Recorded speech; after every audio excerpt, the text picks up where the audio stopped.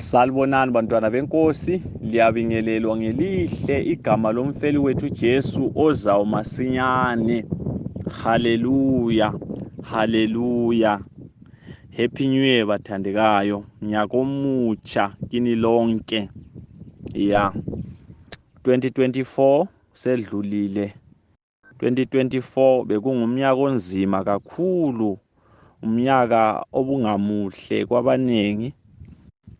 Abanye bafelwe ngo-2024, abanye bagulile ngo-2024, abanye bagulelwe ngo-2024, abanye imisebenzi iphelile ngo-2024, abanye njalo imishado iphelile ngo-2024, abanye njalo izifuyo ziphelile ngo-2024 bekomile kungela zulu.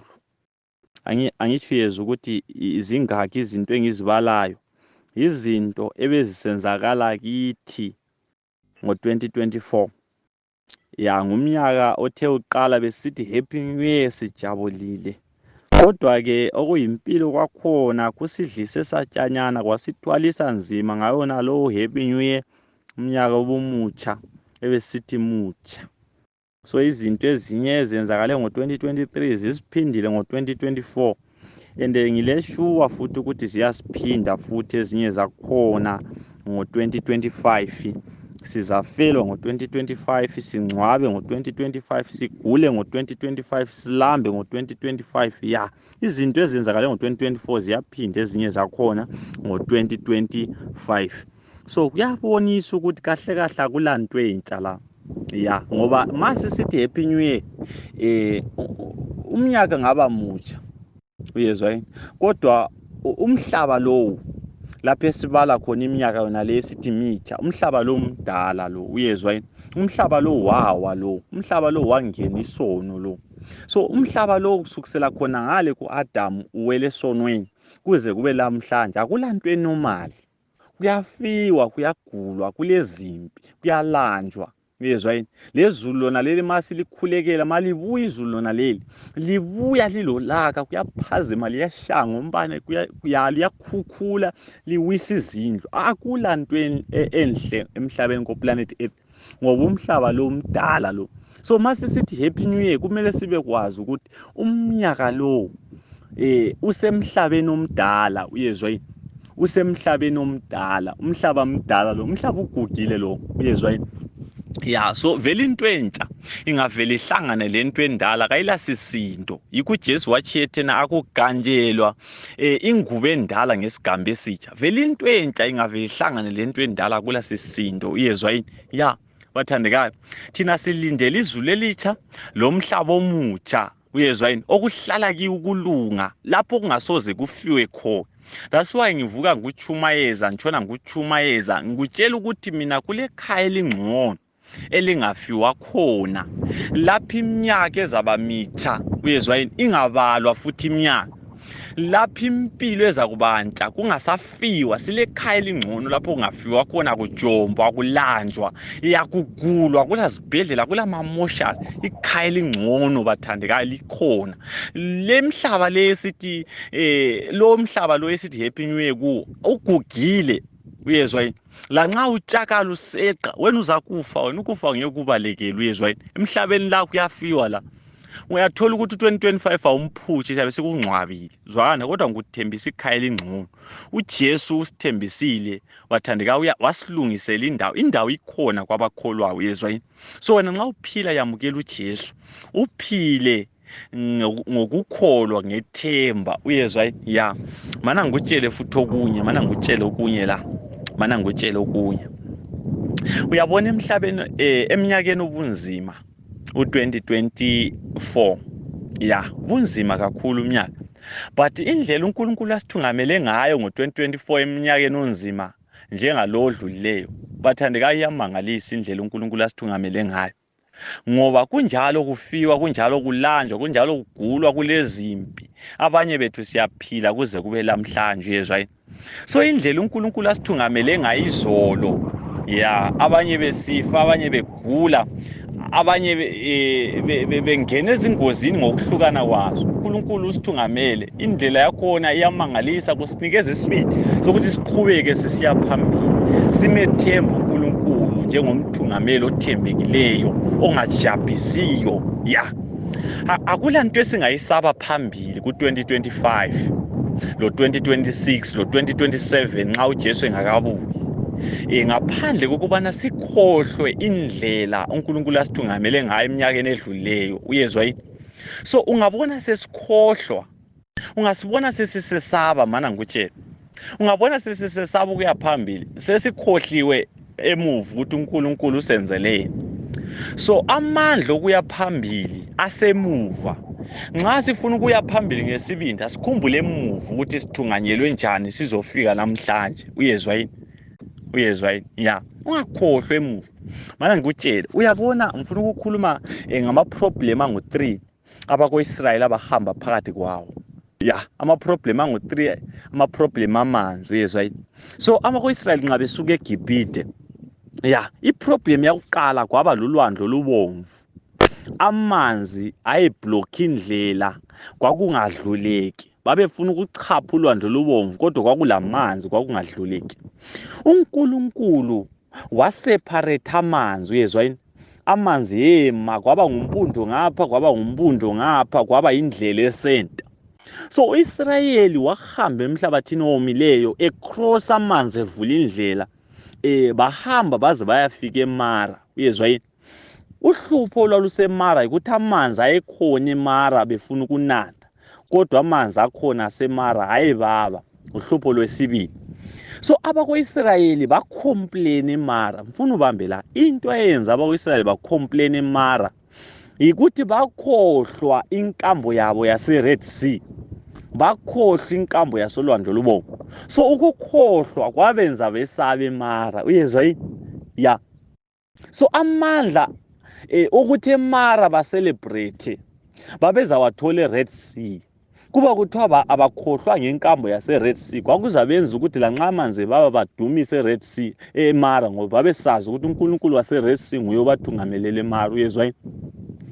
Basebesuka eMara amanzi esemnandi, uNkulunkulu esewenzile abamnandi, bayafika eRefidim. Nxa befika eRefidim, iproblem yayingamanzi. Amanzi ayengekho total. Uyezwa yini? Ayengekho total. So nxa befika sebewomile, iBhayibhili izakutshela ukuthi bakhala kuNkulunkulu besithi wasikhiphelani eGibhite, wasikhiphela ukuthi uzosibulala ngokoma khona lapha eRefidim. So the reason why babe complain eRefidim yikuthi bakhohlwa inkambo yaseMara, bakhohlwa inkambo yaseRefidim, yase-Red Sea, lapha amanzi ayebhlokha indlela khona badlula. eMara lapha amanzi ayebaba khona enziwa abamnandi, kwabenza bacomplaina eRefidim. So kwabenza bacomplaina eRefidim yikuthi bakhohlwa inkambo yaseMara, bakhohlwa inkambo yaseRefidim. So bathandekayo, ngithini kuwe? Ngithi okungakwenza ukuthi ucomplaine ku-2025, ucomplaine ku-2026, yikuthi ukhohlwa inkambo yaka-2024, ukhohlwe ka-2023. Ngoba indlela uNkulunkulu akuthungamele ngayo eminyakeni edlulileyo ukunikeza isibindi sokuqhubeka, umethemba uNkulunkulu. Uyezwa yini? So bathandekayo, ungakhohlwa, ungakhohlwa, ungakhohlwa. Uyezwa yini? Khumbula indlela uNkulunkulu akukhulula ngayo, akukhulule ngayo, aza kukhulula ngayo. Ya, ungakhohlwa, khumbula. Uyezwa yini? Ya.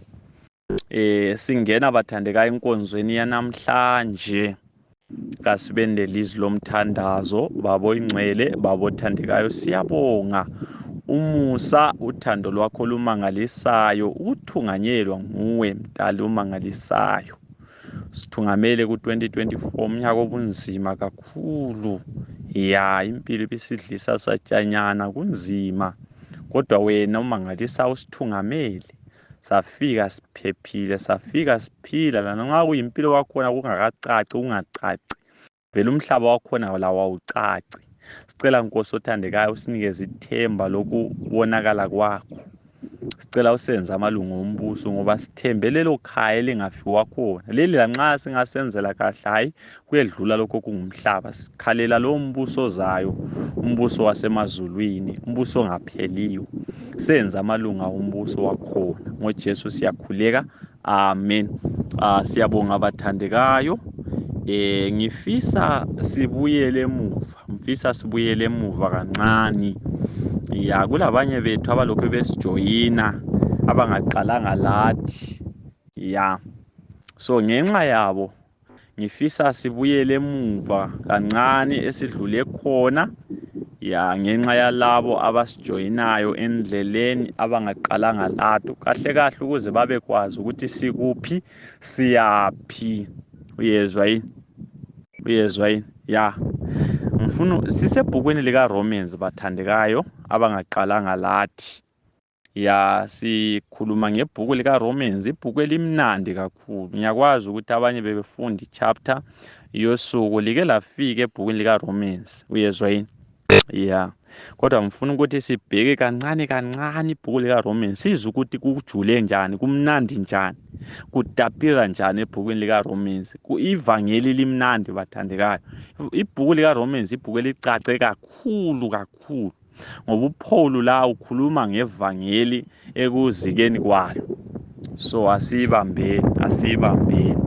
So sikusebhukwini lika Romans, saqala ku chapter 1. Isihloko esigijima ngaphansi kwaso sithi sona Christ our righteousness, uKristu ukulunga kwethu. Ya, lizakhumbula linebe likhona. Sadlula phezulu kwama chapters akuqala angu5 ka Romans. Singakafiki ku Romans chapter 6 esikuyo manje. Kahle manje siku chapter 6 ka Romans. Ya, ngifuna sibuyele emuva emachapteni esadlula kuwo, sikhumbuzane ngalokho uPaul asitshela khona emuva. Ya, uPaul okwakuqala ku Romans chapter 1 uqala ngokuziveza. Uyezwa yini? Nxa esesivezile ku-introduction abesesitshela, uyezwa yini, etshela ibandla laseRoma ukuthi uyafisa ukufika kibo ababone. Ngakutshela ngathi uPaul nxa ebhalela ibandla laseRoma incwadi, ubhalela ibandla angakaze afike kulo ngitsho. Uyezwa yini? uPaul wayebhalela abantu angakaze ababone, angakaze afike kubo. So phakathi kwamabhuku kaPaul wonke, incwadi zikaPaul zonke, uRomans yilibandla elingazange livulwe nguPaul njengamanje. So nxa sikhuluma ngoCorinthians, ibandla laseCorinthe, sikhuluma ngebandla lasePhilippi, sikhuluma ngebandla laseColose, sikhuluma ngebandla laseThessalonika, sikhuluma ngebandla laseGalatia. La siyabe sikhuluma ngamabandla uPaul awavulayo. Uyezwa yini? Amabandla uPaul awasungulayo. Wathola kungela church kulezo ndawo, uPaul wachumayela kwaba labantu, baphenduka abantu, babhaphithizwa abantu, bakholwa abantu. Uyezwa yini? Ya, kwaba ngamalunga ebandla elithile. But ibandla laseRoma bamba la, libandla uPaul ayengakaze afike kulo. Kuthi ngabazalwane abavele bekhona sometimes uPaul efika ekukholweni. Uyezwa yini? Right, so uPaul uyabhala efisa ukubabona, efisa ukufika kubo. So nxa eseqedile ukuziveza uPaul abesekukhuluma itheme yaleli bhuku, kumbe ngithi indikimba, isiji sendaba okulivangeli likaNkulunkulu. Romans chapter 1 verse lika 18. Ya, azayifika ku Romans chapter 3 verse ngelika 20 ekhuluma ngohlupho lomuntu, uhlupho lwesono. Ungafunda uRomans chapter 3 verse ngelika 9, uPaul uletha umbuzo. Zwana iBhayibheli lithini? Utheni uPaul? Pho sizaphetha ngokuthini na? Kambe sesingcono na? Hatshi akunjalo. Sesichilo ukuthi amaJuda lowezizwe bangokufanayo ngaphansi kwamandla esono. Uyayizwa yini indaba la?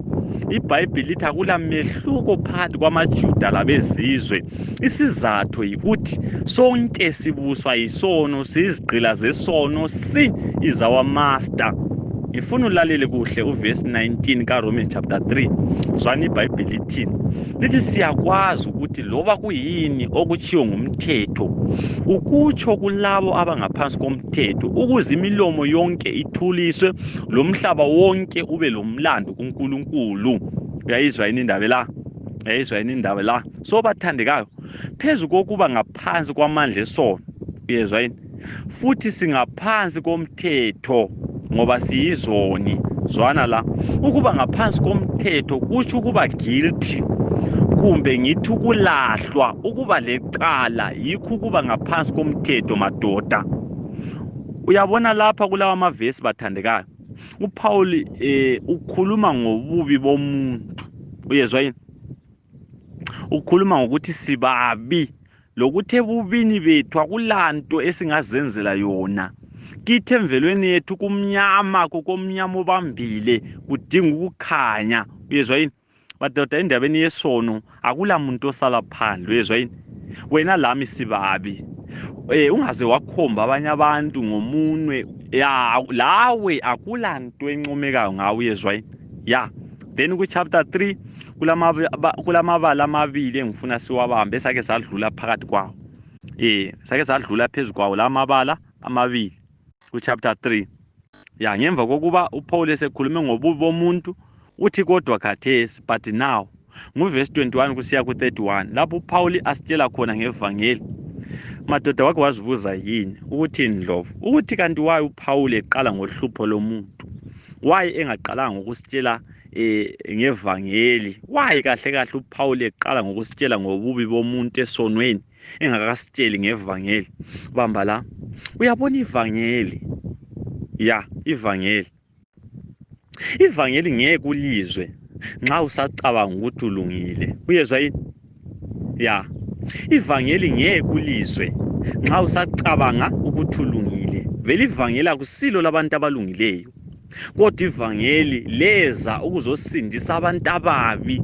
So madoda, you don't give a remedy before you diagnose the problem. Uyezwa yini? You don't provide a remedy before you diagnose the problem. Ngeke unikeze umuthi ungaqalanga wembula uhlupho oluyilo oludinga ukwelatshwa ngumuthi. Uyezwa yini? So madoda, ivangeli ngumuthi.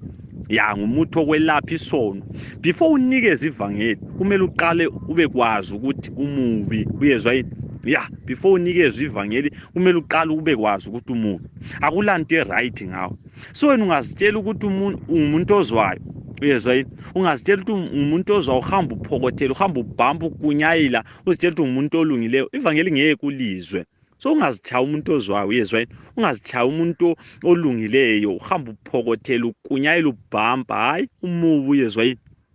Lanxa ungumthungameli wabantu, ungulida, ulesikhundla esiphezulu, umubi. Uyezwa yini? Lanxa ulemali, lanxa ulamakhampani lezimoto, imali ibuzwa kuwe, umubi. Uyezwa yini? Uyisoni, udinga ivangeli, udinga ukukhululwa esonweni. Kumele ube kwazi khona lokho. Ungaba kwazi ukuthi umubi, ungaba kwazi ukuthi wena awulunganga, ungaba kwazi ukuthi wawele esonweni uyasindiseka. Uyezwa yini? Nxa ususazi ukuthi uyisoni, ya mana ngikunikeza ivangeli. Zwana la, kulento ezimbili uPaul azithintayo ngevangeli. Okokuqala, uPaul uthi ivangeli yikulunga kukaNkulunkulu. Uyayizwa yini indaba la? Ngifuna ungakukhohlwa lo, ivangeli madoda yikulunga kukaNkulunkulu. So nxa uPaul ethi ivangeli yikulunga kukaNkulunkulu, utshoni kahle kahle? Ya, utshoni? Ya, bamba la, utsho ukuthi yikulunga okwaplanwa nguNkulunkulu, kwalungiswa nguNkulunkulu, kwagcwaliswa nguNkulunkulu. Uyayizwa yini indaba la? So madoda, konke ngokukaNkulunkulu kusukela ekuqaleni kusiye ekucineni. Okunye futhi uPaul asitshela khona ukuthi wena lami vele sizange sincedise ngalutho kulokhu kulunga. Vele ungazisikelele ehwahweni. Uyezwa yini? Wena zange uphatheke ngalutho. Konke nje ngokukaNkulunkulu kwagcwaliswa kuJesu, kungela sandla somuntu. Konke ngokukaNkulunkulu, it's all of God from A up to Z. Uyezwa yini? From A up to Z ngokukaNkulunkulu. Wena ungazisikelele ehwahweni uzitshaya umuntu ozwayo sengathi wawucontribute something ekusindisweni kwabantu. Uyezwa? Wawungekho vele. uNkulunkulu ecabanga, uNkulunkulu eplana, wawungekho, you were not there. So ungasikelele ehwahweni, konke ngokukaNkulunkulu kwagcwaliswa nguNkulunkulu kuJesu, kungela sandla sakho wena. Uyezwa yini? So madoda, since usindiso lwalungiswa nguNkulunkulu, so kusho ukuthi kithi usindiso isipho. Uyezwa yini? Isipho somusa, ngoba akusifanelanga. Usindiso isipho esingasifanelanga, isipho somusa. So we are saved by grace. Ya, nxa sisamukela isipho somusa ngokukholwa, lokho kubizwa ngokuthi kulunga kokukholwa, righteousness by faith. Uyibambe yona le. Then ku chapter 4, chapter 4 kaRomans, uPaul udefenda ivangeli against izinto ezintathu ezazifundiswa ngamaJuda. Uyezwa yini? Ubambe yona lo. Okwaqala amaJuda ababefundisana ngakho imisebenzi yethu. Ya, amaJuda babefundisene batshelana ukuthi ukuze umuntu asindiswe kumele aqale enze imisebenzi emihle. Yikho esifundisana ngakho la namhlanje nxa sicula ingoma sithi sizogqoka imqhele ngemsebenzi yethu, sizogqoka imqhele ngemsebenzi yethu. Wena imisebenzi yakho lokugqoka imqhele, imisebenzi yakho lokugqoka imqhele. Ya, uPaul uyala. Uyezwa yini? Vele ngingakafiki kuPaul kulenye ingoma ephikisayo ithi yona benze lutho lokukujabulisa noma sengishiseka, ngikhala ngingathuli, kungehlawule sono, nguwe osindisayo. Uyayizwa yini indaba la? Umhlabeleli uyala. Nxa usithi wena uzogqoka imqhele ngemisebenzi yakho, umhlabeleli uthi yena singesebenze lutho lokujabulisa uNkulunkulu, lanxa sichiseka sikhala singathuli. Inyembezi zethu ngeke zibribe uNkulunkulu. Uyezwa yini? So inyembezi kazilungisi uhlupho lwesono. Uthi yena kungehlawula isono, kodwa uNkulunkulu nguye osindisayo ngoba nguye waplana ukulunga. Uyezwa yini? So uPaul uyala ku chapter 4 ukuthi imisebenzi yasindisa. uPaul uyala. Ungafunda uRomans chapter 4 uverse ngelika 3, uPaul ukhumbuza amaJuda ngoAbraham ukhokho wabo. Ukuthi kuGenesis 15 verse ngelika 6, uAbraham wakholwa uNkulunkulu kwasekubalelwa kuye ukuthi yikulunga. Zwana la, uAbraham kazange asebenze wathiwa uselungile. Uyezwa yini? Hayi, the Bible says Abraham believed God and it was credited to him for righteousness. He believed God and it was credited to him for righteousness. Okwesibili amaJuda ababefundisene batshelana khona yikuthi umuntu ukuze asindiswe kumele aqala sokwe. Uyezwa? Ngakufundela ivesi behlangene eJerusalema, befundisa abadala bebandla eJerusalema. Ngazi kwakuyipamphlet yini kumbe kwakuyisifundo semini yini ngaleso suku. Zwana ukuthi amadoda athini. Ithi iBhayibheli eMsebenzi 15 verse 1, amadoda athile yeza eAntioki evela eJudiya afika afundisa abazalwane esithini Paul, esithini Luka, athena ngaphandle kokuthi lisokwe ngendlela yomkhuba eyafundiswa nguMose lingeke lisindiswe. Uyabezwa? Bayadinda abadala bebandla. Ayisizo zonke izinto ezifundiswa abadala bebandla eziliqiniso. Ayisizo zonke izinto ezifundiswa ngumfundisi wakho eziliqiniso. Uyezwa yini?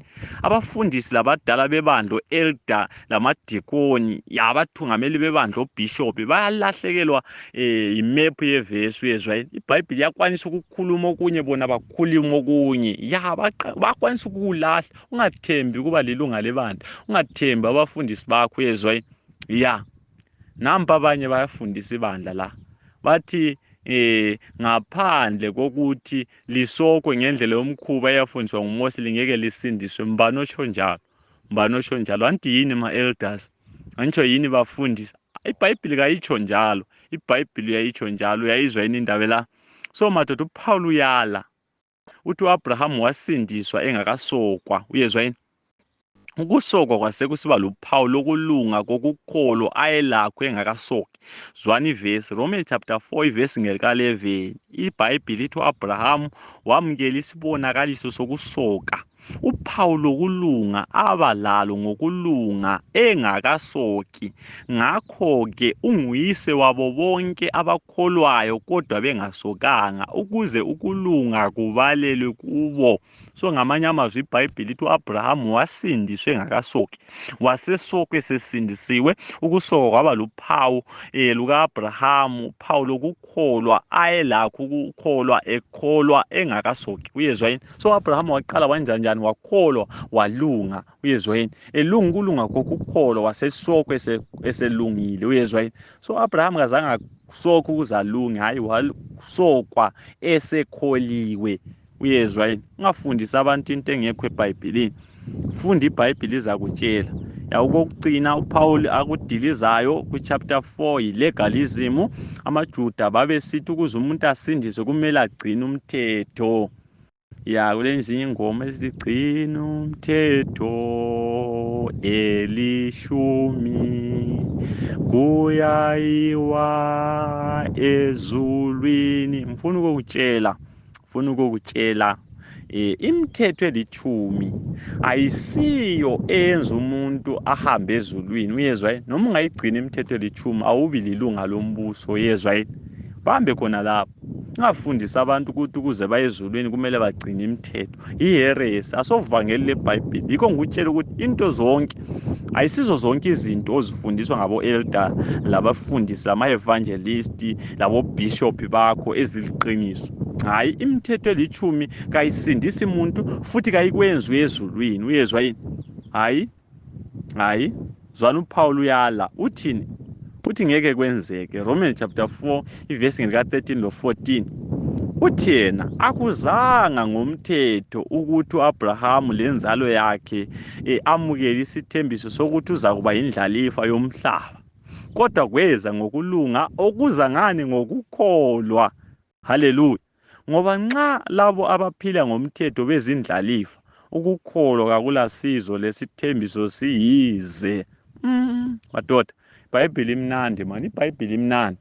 iBhayibhili yala ithi hayi, umthetho ayisiwo oyenza umuntu aqualify ukuya embusweni. Hayi, nxa kuyikuthi abaphila ngomthetho bazindlalifa, abagcina imithetho, ama-legalist yibo abazindlalifa. uPaul uthi ukukholwa kakulasizo lesithembiso siyize. Uyezwa yini?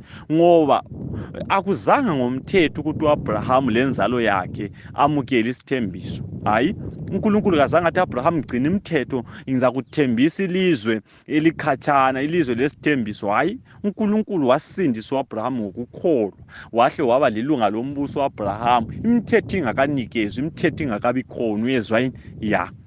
Bamba khona lapho. So ingoma nxa ayitsho ukuthi khona sizogqoka imqhele ngemithetho. Hayi, asoze sigqoke imqhele ngemisebenzi, sizagqoka imqhele ngesikwenzelwe nguJesu, ukukholwa kukaJesu. Uyezwa yini?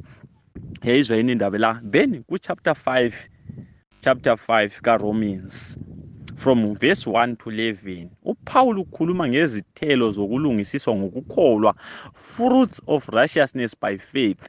Isithelo sakuqala esizalwa yikukholwa. Bamba khonapho. Ufuna ukuthi ubheke la. uPaul from verse 1 up to verse 11 ukhuluma ngezithelo zokulungisiswa kokukholwa. So ngakutshela ngathi mina nxa kulevangeli elithelayo, makulevangeli lezithelo elizala kuze kutsho kutshayo, livangeli lokusindiswa ngokukholwa, ivangeli le-justification by faith, ivangeli le-righteousness by faith. Leli lilezithelo leli. Uyezwa yini? Isithelo sakuqala esithelwa yikulunga kokukholwa yikuthula loNkulunkulu. Peace with God.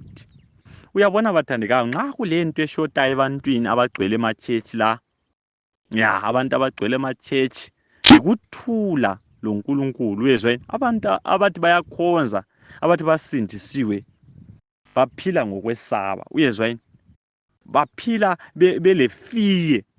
Ngakufundela ivesi 1 John 4 ivesi ngelika-18. iBhayibhili lithi akukho ukwesaba othandweni, Uthando olupheleleyo luyaxotsha ukwesaba, owesabayo kapheleliswanga othandweni. Haleluya. Uyayizwa yini indaba la? Kutsho ukuthi ungabona usechurch wena uphila ngokwesaba, uphila uchochobela, ununubela, usesaba igehena. Uyezwa yini? Usesaba i-day of judgment, usithi Nkulunkulu ngicela ukuthi elami igama ungalisondezi ekwahlulelweni manje, angikalungi. Ungabona usesaba, kutsho ukuthi awupheleliswanga othandweni. Uyezwa yini? Awulungisiswanga ngokukholwa. Uyezwa yini? You lack righteousness by faith. Ngoba isithelo sokuqala se-righteousness by faith, nxa usulungisisiwe ngokukholwa, unikeza ukuthula lo nkulunkulu, uhamba ngesibindi endleleni. Yangikhumbuza kulenye ingoma elamagama athi ngesibindi endleleni ngizohamba ngokwethaba, kumbe ngizothwala isiphambano, kodwa ngithanda amagama athi ngesibindi endleleni. Nxa ususindisiwe uhamba ngesibindi endleleni, ngoba okusindisileyo nguye wakulungisela indawo ezulwini. Uyezwa yini? Futhi nguye okumele vele wesabani kahle kahle, wesabani. Ungabona usesaba ukwahlulela, ususaba igehena, kahle kahle awupheleliswanga ethandweni. Ngamazwi alula vele kawukasindiswa. Uyezwa yini? Ngoba into yakuqala uNkulunkulu nxa esekusindisile uyakususa kwesabeni. Uyezwa yini? Ngingesabani sengilokuthula okuhle, lanxa ngifika ekulingweni ngoyami engalweni yakhe. Haleluya. Ngingesabani madoda? Ngingesabani? Ngilokuthula okuhle nxa sengihlengiwe, nxa sengisindisiwe ngilokuthula okuhle. Vele le judgment kangiyesabi, ngoba ngisindisileyo nguye ongimeleyo ku-judgment. Uyezwa yini? Ngiyesabani vele? Ngiyesabani? Nxa wangibhadalela, wangithanda vele ngingathandeki, ngingakamamukeli, wathi nxa sengimamukele, ngingesabani? Ngilokuthula okuhle. Uyezwa yini indaba la? Abantu abalakho ukuthula noNkulunkulu. Zwana, ungakhohlwa ukuthula lokhu kuza ngokukholwa. Uyezwa yini? Kuza ngokulungisiswa ngokukholwa, lokhu esakwenzelwa nguJesu, esikwamukela ngokukholwa. Abantu abaningi ukwenza besabe bacabanga ukuthi ukuthula loNkulunkulu kuza nxa ungenza kahle. Bathi bona nxa ungabuya lebhuku lakho lempilo usuphilile, so uNkulunkulu mayezokumakela. Uyakwazi ukuthi abantu bacabangisa abantu. uNkulunkulu nxa ezokumakela uyabe kumakela njengotitsha wakho wasesikolweni, so mayisithi khwethu uyabe ngathi uyaduduzeka. Nxa isithi cha, lapho yenze khona ama-mistake, so uyabulinda uswazi lwabe lubeke lapha eduze, uzakubhacabula ngoba wenze kabi. Uyezwa yini? Asomtitsha wesikolo lo. Uyezwa yini? Ngumsindisi lo. Ungatoliki iBhayibhili isibantu ucabanga ukuthi uNkulunkulu ufuna izenzo zakho, akumakela ukuthi very good star, excellent, keep it up. uNkulunkulu akulanto angayijabulela evela kithi. Ufuna into esiyamukela ngokukholwa eyenziwa nguJesu esiphambanweni saseCalvary. Uyezwa yini? Lokhu kufunwa nguNkulunkulu ngokwenziwa nguJesu. Wena yekela ukuphathela uNkulunkulu imisebenzi yakho. Vele nxa uthemba imisebenzi yakho, ufuna ukukutshela uJesu uzazafika ulokhu ungekho ready. Uyezwa yini? You will never be ready on the basis of your performance. Nxa ungaboleka kweminye iminyaka kuthiwa phila Ndlovu, phila Dube, phila Nkomo, phila Ncube, phila Ndebele, nansi iminyaka. Uyezwa yini? Nansi eminye iminyaka engu-1000 uphila. Ngifuna ukukuboleka impilo, lungisisa amaphutha akho, phila kahle ngenze ngcono. Awusoze uyiphile impilo efunwa nguNkulunkulu. Uyezwa yini? Soze uyiphile. Yaphilwa nguJesu. Jesu wahle wasutha esiphambanweni, wasuthiseka kuNkulunkulu ngendodana yakhe. Vele uJesu ebhabhathizwa, mana ngakutshela futhi ukuthi ilizwi lamemeza libuye ezulwini lisithi, lo yindodana yami ethandekayo, ngiyathokoza ngayo. Ngakutshela ngathi emhlabeni lo planet Earth, into ethokozisa uNkulunkulu yindodana yakhe. Uyabona wena impilo yakho nxa isiza kuNkulunkulu isegcekeni, inhlamba yona leyo. Uyezwa? Inhlamba. ya inhlamba ikulahlwa khona lokho. Nxa ufuna ukuqhamuka kuNkulunkulu usegcekeni ungafihlanga impilo yakho endodaneni yakhe enguJesu, ukhuluma inhlamba, uyezwa yini? Ya isiphephelo sethu nguJesu. uJesu lidwala, nguyisiphephelo sethu. Ngakutshela ngathi mina uMose kwelinye ilanga wacela ukubona uNkulunkulu. Ya wathi ecelile uNkulunkulu wathi, Mose, vele akula muntu wakhe wambona emhlabeni waphila, uyezwa yini? Vele angeke umbone uphile, ngoba isono sayenza i-communication breakdown, sahle sahlukanisa ubudlelwano bethu loNkulunkulu saqeda du. So umuntu loNkulunkulu emvelweni yakhe akula budlelwano, akula kubonana, akula kukhulumisana phakathi, uyezwa yini? Ya so uNkulunkulu wasetshela uMose wathi, Mose, mawufuna ukumbona into ongazenzela yona ikuthi hamba uyecatsha edwaleni, obhalwini lwedwala kulapho ngambona ukhona, uyezwa yini? So uMose wathi uNkulunkulu edlulisa uhlangothi nje iphathi yakhe, ya wabona uNkulunkulu esedwaleni. Kanti idwala mbani bathandekayo? Mbani olidwala? uJesu Kristu lidwala, konke okunye kuzadlula, uyezwa yini? Ya uyabona, yikho silengoma esihlabelelweni ethi yona wahlethulelwa mina dwala laphakade mangizifihle kuwe, uyezwa yini? Ya uJesu nguye olobhalo lokucatsha. Bonke abantu, inzalo kaAdamu yonke, isafety yayo, ukuphepha kwayo kusobhalweni lwedwala. Wena nxa ungathukuza impilo yakho edwaleni usefu, uyezwa yini? Lanxa usuku lokwahlulela kusahlulela igama lakho usefu, ngoba impilo yakho ifihlwe kuJesu ongela sono, wabhadala the 2 requirements of the law. So it was when Moses was hidden in the cleft of the rock that he saw the glory of God. Kulapho Moses esithukuze edwaleni, lapha abona khona inkazimulo kaNkulunkulu. So inkazimulo kaNkulunkulu ngeke uyibone usegcekeni. Ya okwesibili uPaul wakhuluma ngakho, nxa sesilokuthula sesime emuseni, okusho ukuthi inkosi ngamandla ethu. Haleluya. Ukuze siphile impilo uNkulunkulu ayifunayo, ya kumele sime emuseni, sime kuJesu. Ya nxa sikuJesu we claim the power of God through the indwelling spirit. Uyayizwa yini indawo la? Zwana la, kulethemba elilethwayo ya esilalo ngenxa yokulunga kukaNkulunkulu. Siyafinyelela othandweni lukaNkulunkulu. Ya yikho omunye umhlabeleli uthi uthando luyasithabisa, luyasenza sibe lengqondo kwabanye umusa. Uthando olungazifunela okwalo, uthando olungamandla evangeli, uthando oluyikugcwaliseka komthetho, yiluthando esiluzuzayo enhlizweni zethu. So nxa sesiloJesu phakathi enhlizweni zethu senelisa ukuthanda abangathandekiyo. Yabona laba abantu othi awubaphiwanga, ukwenza ungabaphiwa vele yikuthi wena imvelo yakho vele ngesono. Awukatshintshwa imvelo, awukatshintshwa inhliziyo, lokhu sesenyameni, lokhu sasemvelweni endala. Yikho abanye abantu ungabaphiwanga, nxa ubabona uthi nci, nxa ubabona so ukuthi ma umuntu wakhona egada ibhasi ungathi uthi uyangena ebhasini ustep uhlangana laye uyayehla uthi hayi ayidlule ngizogade inye, ngoba vele imvelo yakho imbi, mubi wena. Kodwa nxa usufinyelele emuseni, uthando lukaNkulunkulu, nxa usuphendukile watshintshwa inhliziyo lengqondo, uthando luyasithabisa, lusenza sibe lengqondo kwabanye umusa. Sesithanda abangathandekiyo, abantu abasizondayo, izitha zethu, umuntu okuzingelayo ufuna ukukubulala, uyezwa uyamthanda. uJesu wakhulekela izitha zakhe. Wakhulekela izitha zakhe uJesu esiphambanweni, bembethela isipikili sikhala ethanjeni siyaphutsha ngale. Wakhuleka uJesu wathi, Nkulunkulu bathethelele abakwazi abakwenzayo. Haleluya. Yiluthando esiluzuzayo lona lelo. uStephen kwelinye ilanga labo mabemkhanda ngamatshe bechobodisa betshaya into eziwayo, tshaya ilihlo lipunte liphumele ngaphandle ngembokodo. uStephen uthi yena, Nkulunkulu ngicela ungababaleli isono sabo laba bantu, ungababaleli isono sabo. uStephen uyakhuleka ukuthi mbona izulu livulekile lendodana yomuntu ihleli ngakwesokunene. Haleluya. Bathandekayo, yiluthando esiluzuzayo lona lelo. Nxa sesiphenduke, nxa sesihlengiwe, nxa sifihla impilo zethu kuJesu, siyabathanda abanye bethu. Haleluya. Haleluya. Ithemba lethu ledlula lapho, nxa icilongo likhala kuyofika usuku olumi njalo abasindisiweyo ezweni bazobuthanwa, bebizwa phezulu ngizobakhona.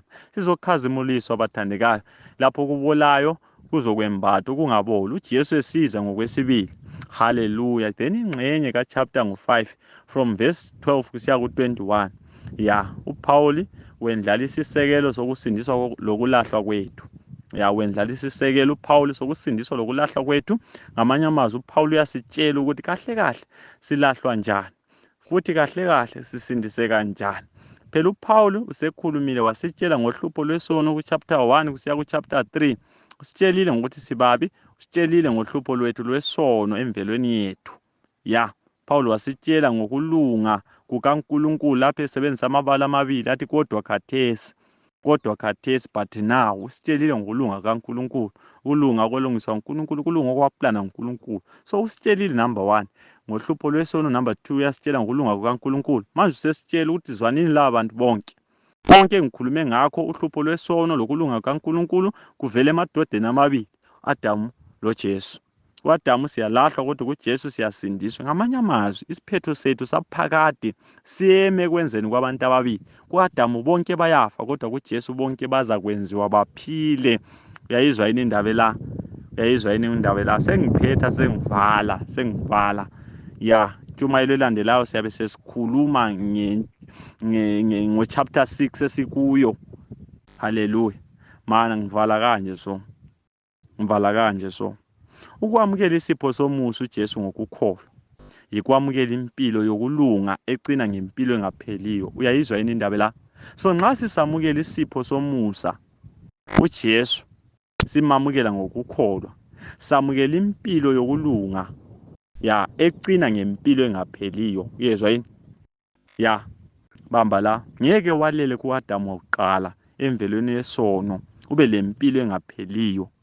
Wena wazalelwa ku-Adamu, ngeke ukhethe ukwalela ku-Adamu ngesikhathi esifanayo wamukela ukuba kuJesu ngokukholwa. Uyezwa yini? Ya vele akwenzakala. Ngeke kube ku-Adamu ube koJesu futhi, ngoba u-Adamu umele isono, ngakutshela futhi. uJesu umele ukulunga, u-Adamu umele ukufa, uJesu umele ukuphila. Ngeke uhlale esonweni bese uthola impilo engapheliyo. Uyezwa yini? Bamba khona lapho.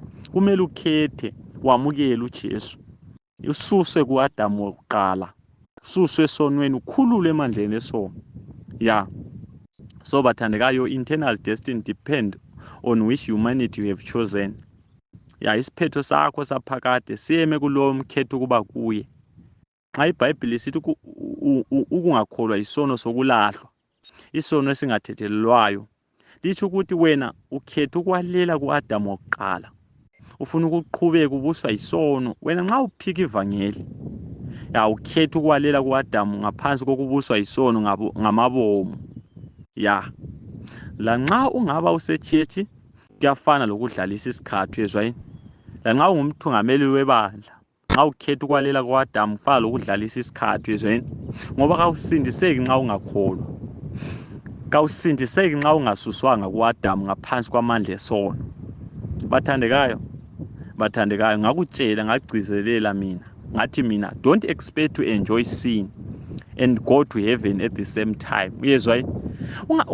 Ungabhekeleli ukuthi wena ukholise esonweni kunje bekungamakhisimusi, kungama-New Year, abantu bebhukuda emvelweni endala, bebhukuda esonweni, ya bephuza utshwala, izidakwa, abantu besenza izinto ezilihlazo, ya lamalungu ebandla. So don't expect to enjoy sin and go to heaven at the same time. Akusoze kwenzakale lokhu bathandekayo. Uyezwa yini? Akusoze kwenzakala ukuthi wena ubhukude esonweni, ukholise esonweni, ya inyama ithela izithelo zayo, ya ungasuswe enyameni, walukususwa enyameni, walukususa ku-Adamu at the same time ubususiya ezulwini. Akusoze kwenzakala. Nxa kuthiwa sisindiswa ngomusa, akutsho ukuthi wena uyabusalela ku-Adamu umusa kaJesu ubusuhambisa ezulwini. Ungadoliki iBhayibheli isibantu. Uyezwa yini? Ungadoliki iBhayibheli isibantu. Nxa kuthiwa sisindiswa ngomusa, sikutsho ukuthi wena uyamukela umusa, wamukela lokho kwenzelwe ungakufanelanga. Uyezwa yini? Bambe khona lapho, ngizakuchaza kabanzi nxa siqhubeka. But bamba la, don't expect to enjoy sin and go to heaven at the same time. Akusoze kwenzakale. Enye ingoma yathi ngeke kwenzeke ukuthi isono esingavumanga, isono esiyalela ku-Adamu empilweni endala, empilweni yesono, bese sisindiseke ekugcineni, bese siba sezulwini ekugcineni. Akusoze kwenzakala. Bonke abazayo besezulwini ngabantu abavumileyo nxa bephila, bathe benxuswa, bencenga, bathethelelwa, bavuma. Uyezwani? Bavuma bathethelelwa. Uyezwani? Ngiyakuncenga mfowethu, ngiyakuncenga dadewethu, ungakafi, ungakazunywa yikufa, lungisa indaba yakho lo Jesu. Uyabona lo mhlaba lo bathandekayo, benke ngabheka nje ngendlela abantu ade beziphatha ngayo. Ya, ngabheka indlela abantu abaphila ngayo emhlabeni. Isibonakaliso sokuthi uJesu seseduze ukufika. Indlela imvelo engakhona iyafakaza ukuthi ozayo seseduze. Wena ungaleli koAdamu, yezweni. Vuma uJesu akudilize imvelo endala, imvelo yakwaAdamu. Vuma ngokukholwa, uyezwa? Yamukela umusa ngokukholwa. Usindiseke umusa ungakavalwa, ungakazunywa yikufa. Ngikutshelile ngathi umnyaka wona lo kungayenzakala abanye bethu singawuphutshi. Abanye baqalile u2024 abawuphutshanga, abanye bekungabangani, abanye bekuyizihlobo. Wena it's not guaranteed again ukuthi wena uzawuphutsha wona lo mnyaka uphila. Maybe unyabe sengilele, maybe uyabusulele, but ungakalali, lungisa indaba yakho lo Jesu. Uzwana, sifuna ukusolva i-communication breakdown yalethwa yisono. Siyisolva ngokukholwa. Yamukela uJesu, umusa kaJesu, usindiseke. Uyezwa yini? Yamukela usindiseke. Ngiyakhuleka baba ingcwele, siyabonga, siyamukela umusa wakho, umusa ongasifanelanga. Bayavuma odadewethu, bayavuma abafowethu, bayavuma ogogo, bayavuma okhulu, bayavuma abanaba, bayavuma omama, bayavuma obaba. Abanikele esihlalweni sakho. Ngiyavuma lami Nkosi, sisindise. Siyafisa ukuthi wena nxa usiza usithole sikulindele. Siyakwamukela baba. Ngenxa kaJesu siyakhuleka. Amen.